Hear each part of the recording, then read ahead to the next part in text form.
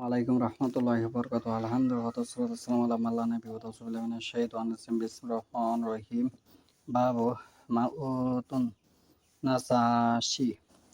আজকের বক্তব্যের বিষয় হলো নাজাশীর মৃত্যু।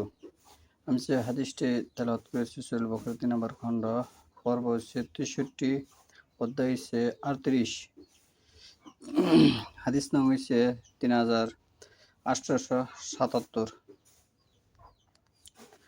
আন জাবির রাদিয়াল্লাহু আনহা কালান নবী সাল্লাল্লাহু আলাইহি ওয়াসাল্লাম হিনা মাআতান নাসাশি মাতাল ইয়াউমা রাসূলুন সালিহুন ফাকুমু ফাসাল্লু আলা আখিকুম আসহামা।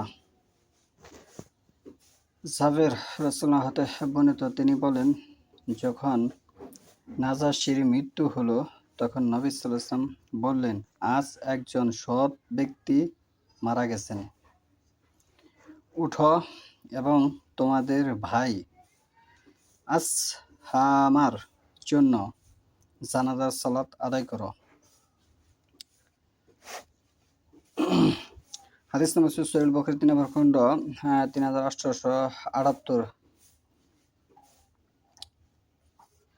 আন জাবির আব্দুল্লাহ আল আনসারী রাদিয়াল্লাহু আনহুমা আন্না নবী সাল্লাল্লাহু আলাইহি ওয়াসাল্লাম সাল্লা আলা আসহামা নাজাশী ফাসাফা আনা ওয়ারআহু ফাকুনতু ফি সাফি সাহনি আও সালি।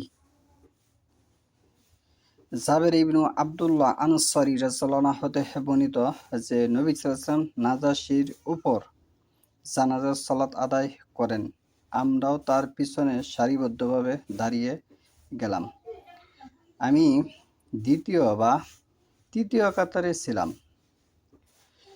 সহিহ বুখারী 3 নম্বর খণ্ড, হাদিস নম্বর 3879। জাবের আব্দুল্লাহ রাদিয়াল্লাহু আনহুমা আন্না নবী সাল্লাল্লাহু আলাইহি ওয়াসাল্লাম সাল্লা আলা আসহামা নাজাশী ফাকাব্বারা আলাইহি আরবাআন তাবাআহু আব্দুস সামাহ। জাবের ইবনু আব্দুল্লাহ রাদিয়াল্লাহু হতে বর্ণিত, নবী সাল্লাল্লাহু আলাইহি ওয়াসাল্লাম আসহামা নাজাশীর উপর জানাজার সালাত আদায় করেন এবং 4 তাকবীর বলেন। রাসূলুল্লাহ সাল্লাল্লাহু আলাইহি ওয়াসাল্লাম জানাজার সালাতে 4টি তাকবীর দিয়েছেন, যে এর দলিল এখানে উপস্থাপন করলাম। হাদিস নম্বর হচ্ছে 3879।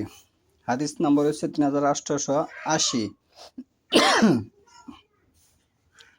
আব্দুর রহমান ও ইবনুল মুসাইয়াব রাদিয়াল্লাহু আনহা বলেন, আবু হুরাইরা তাদেরকে বলেছেন, রাসূলুল্লাহ সাল্লাল্লাহু আলাইহি ওয়াসাল্লাম সাহাবাদেরকে হাবাশা এর বাদশাহ নাজাশীর মৃত্যুর খবর সেদিন শোনালেন, যেদিন তিনি মারা গিয়েছিলেন, এবং বলেছিলেন, তোমরা তোমাদের দ্বীনি ভাই এর জন্য মাগফিরাত চাও, মানে ক্ষমা চাও। এখানে যে 2টি বিষয় উপস্থাপন করা হলো, আল্লাহ রাসূল সাল্লাল্লাহু আলাইহি ওয়াসাল্লাম সাহাবীদেরকে নিয়ে 4 তাকবীরে জানাজার সালাত আদায় করেছেন, এটি স্পষ্ট বিদ্যমান দলিল প্রমাণ সহকারে। কিন্তু এখন বলার বিষয়, আল্লাহ রাসূল সাল্লাল্লাহু আলাইহি ওয়াসাল্লামের মৃত্যুর পরে অনেকে বলে থাকে, সুফিবাদীরা, যে আল্লাহ রাসূল সাল্লাল্লাহু আলাইহি ওয়াসাল্লামের জানাজা একা একা পড়েছে এবং দরুদ পড়েছে, সেখানে জানাজা পড়া হয়নি। কিন্তু সেই হাদিসটি ভুল, কারণ আল্লাহ রাসূল সাল্লাল্লাহু আলাইহি ওয়াসাল্লামের কাছে শিক্ষা গ্রহণ করেছে সাহাবীরা স্পষ্টভাবে প্রমাণ বহন করতেছে, দলিল। তারা বলতেছে যে আল্লাহ রাসূল সাল্লাল্লাহু আলাইহি ওয়াসাল্লামের পিছনে আমরা জানাজার সালাত আদায় করেছি, আল্লাহ রাসূল সাল্লাল্লাহু আলাইহি ওয়াসাল্লাম 4 তাকবীর দিয়েছেন জানাজার সালাতে। তাহলে আল্লাহ রাসূল সাল্লাল্লাহু আলাইহি ওয়াসাল্লামের শিক্ষণীয় বিষয়টা কিভাবে মানুষের মুসলিমের জানাজা পড়তে হয়, এটা অবশ্যই সাহাবীরা শিখছেন আল্লাহ রাসূল সাল্লাল্লাহু আলাইহি ওয়াসাল্লামের কাছ থেকে, এটা আমরা বিশ্বাস করি। তাহলে আল্লাহ রাসূল সাল্লাল্লাহু আলাইহি ওয়াসাল্লামের জানাজা কিভাবে পড়তে হবে এটাও আল্লাহ রাসূল সাল্লাল্লাহু আলাইহি ওয়াসাল্লাম সাহাবীরা জানে। তাহলে এখন যদি আমরা কেউ বলি যে আল্লাহ রাসূল সাল্লাল্লাহু আলাইহি ওয়াসাল্লামের জানাজা পড়েনি, শুধু দরুদ পড়েছে, তাহলে তার উপরে একটি মিথ্যা আরোপ করা হয় এবং হাদিসের খিয়ানত করা হয়।